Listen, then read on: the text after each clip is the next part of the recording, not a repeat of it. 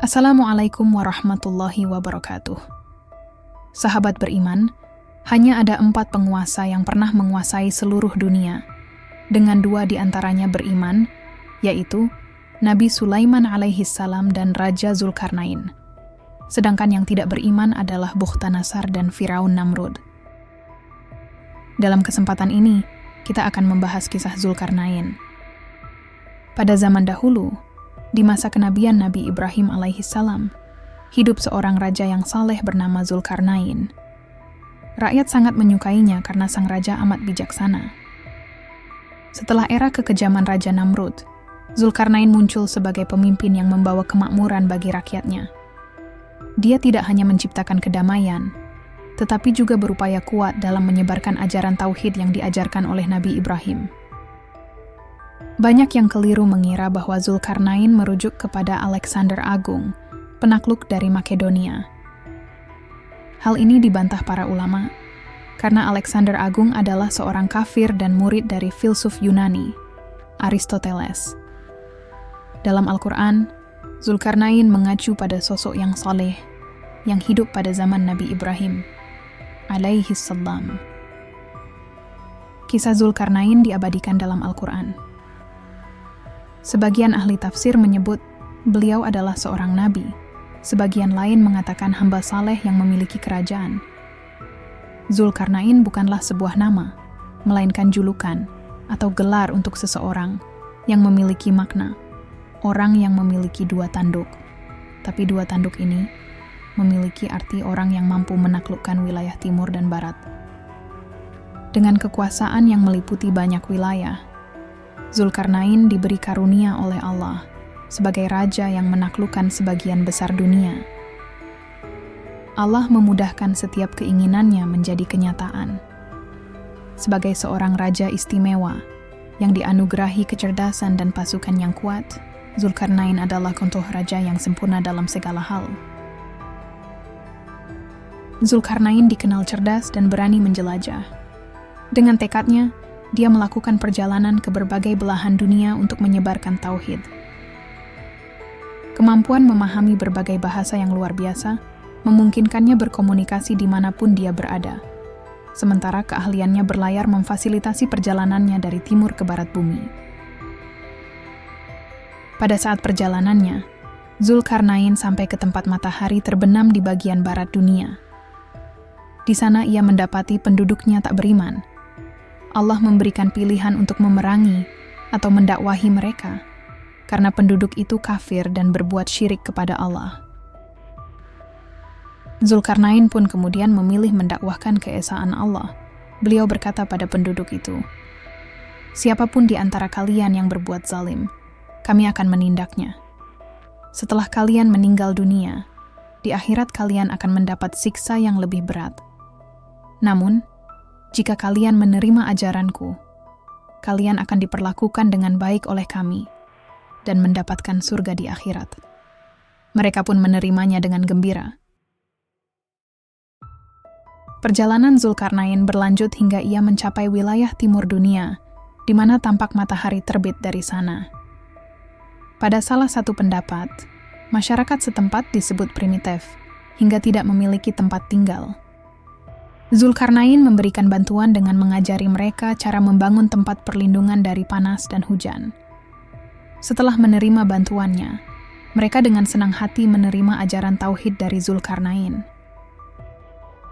Sahabat beriman, setelah perjalanan dari barat dan timur, Zulkarnain melanjutkan perjalanannya hingga tiba di antara 2 gunung, di mana dia menemui sebuah kaum yang berkomunikasi dengan bahasa yang tidak ia mengerti. Untuk berkomunikasi dengan mereka, Zulkarnain membutuhkan seorang penerjemah. Mereka menceritakan kesulitan yang mereka alami karena sering diserbu oleh kabilah bernama Ya'juj dan Ma'juj. Kabilah ini memiliki postur tubuh yang unik dan selalu merusak apapun yang mereka temui. Mereka tinggal di antara 2 gunung dan sering merampok serta merusak sumber daya kaum tersebut, termasuk tanaman dan ternak mereka. Hingga kaum tersebut meminta bantuan ke Zulkarnain dan berkata, "Hai Zulkarnain, Sesungguhnya Ya'juj dan Ma'juj itu orang-orang yang membuat kerusakan di muka bumi. Maka dapatkah kami memberikan sesuatu pembayaran kepadamu, supaya kamu membuat dinding antara kami dan mereka? Pinta penduduk bukit. Zulkarnain berharap bisa membantu kaum tersebut. Namun dia sadar bahwa kekuatan dan bantuan sejati hanya datang dari Allah. Oleh karena itu, Zulkarnain tidak mau menerima upah, namun dia mengajak penduduk bukit tersebut untuk mempercayai dan beriman kepada Allah. Zulkarnain berkata, "Apa yang diberikan Tuhan kepadaku lebih baik daripada balasan yang kalian tawarkan. Bantulah aku dengan kekuatan kalian, sehingga aku dapat membangun tembok penghalang antara kalian dan mereka. Bawakanlah aku potongan-potongan besi." Dan ketika besi tersebut telah diletakkan merata antara dua gunung, lalu Zulkarnain memerintahkan untuk menyalakan api di atas besi tersebut. Setelah besi itu memanas dan bercahaya merah, kemudian Zulkarnain meminta tembaga cair untuk dituangkan di atas besi tersebut. Sahabat beriman, dalam kisah ini, diceritakan bahwa mereka menuangkan tembaga cair dari puncak gunung untuk melapisi besi yang telah dipanaskan, membentuk sebuah tembok yang kuat. Namun, jika dianalisis dari sisi logika, sulit untuk membayangkan bagaimana suatu api bisa cukup besar untuk memanaskan tumpukan besi sebesar gunung, serta bagaimana mereka bisa membawa tembaga cair ke puncak gunung dalam jumlah besar. Zulkarnain tampak memiliki pemahaman dan keahlian teknologi yang jauh lebih maju dibandingkan dengan zamannya. Ia memanfaatkan campuran logam yang berbeda untuk menciptakan bahan yang kuat dan tahan lama. Meskipun berhasil menciptakan dinding yang luar biasa, Zulkarnain tetap merendah dan tidak sombong setelah menyelesaikan proyek tersebut. Dan Zulkarnain mengatakan bahwa apa yang ia lakukan adalah berkat anugerah dari Allah.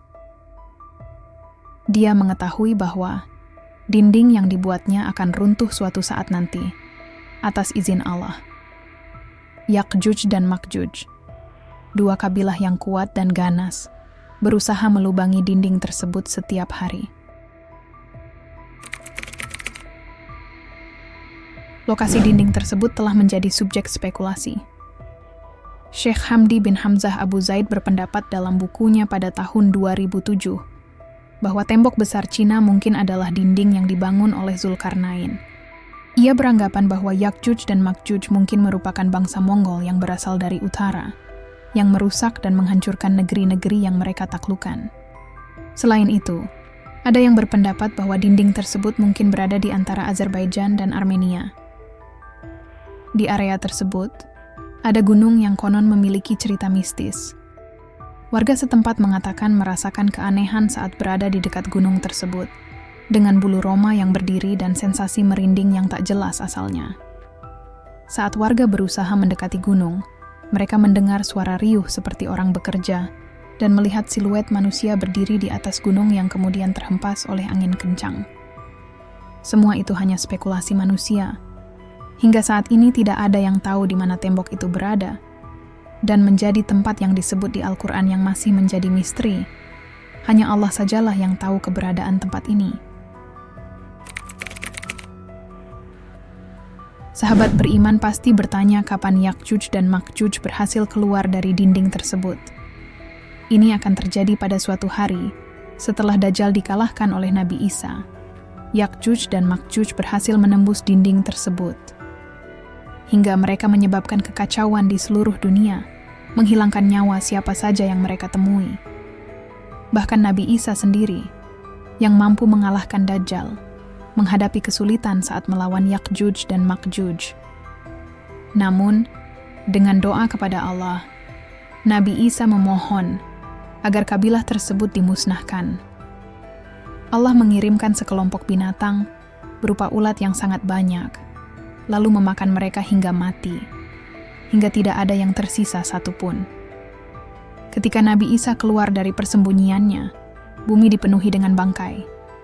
Namun, dengan kemurahan Allah, burung-burung besar datang dan untuk membantu membersihkan bangkai Ya'juj dan Ma'juj. Bumi kembali bersih seperti semula. Jika saja Raja Zulkarnain tidak membuat tembok pembatas itu, dan Ya'juj Ma'juj bebas merusak bumi lalu Allah menghendaki itu, mungkin kiamat sudah terjadi sejak saat itu. Wallahu alam bissawab. Itulah ringkasan dari cerita Zulkarnain dan Ya'juj Ma'juj. Semoga cerita ini memberi manfaat, segala kebenaran datangnya dari Allah, dan kesalahan datangnya dari saya pribadi sebagai manusia biasa. Sampai jumpa di kisah-kisah selanjutnya. Wassalamualaikum warahmatullahi wabarakatuh.